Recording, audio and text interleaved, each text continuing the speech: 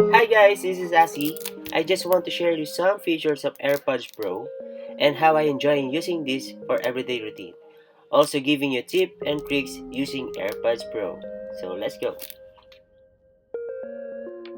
So first, pairing your iPhone to your Airpods Pro. So kailangan magkatabi yung dalawang device and open mo lang yung case ng Airpods Pro, then may magpa-pop up sa phone mo ng connect.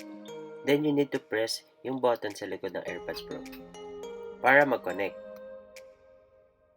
Upon setuping naman, meron tayong quick review para sa controls and features ng audio nito, like spatial audio, kung saan ma-experience mo yung sounds effect ng pinapanood mo. Once paired, you can enjoy listening music and watching movies. Let's talk about force sensors. This is how you control your activities, like one press for pause, play, and answering calls. 2 press naman for skipping your music. For long press, switching transparency to noise cancellation. So paano pa ba nag-work yung noise cancellation at transparency? Personally, I enjoy these features while I'm driving because I have no worries dahil dinig ko pa rin nasa paligid ko. So, iwas disgrasya.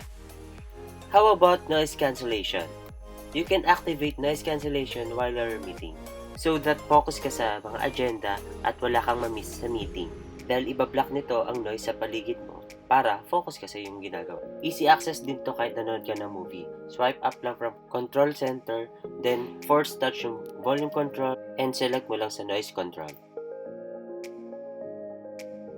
And share ko lang kung paano ko na-enjoy ang noise cancellation. Like I enjoy it while I'm filming. Giving you tips and tricks using Airpods Pro. If you are first time with Airpods Pro, you think this is hard to take out or same taking out to the previous one. So this is the right way to take it out.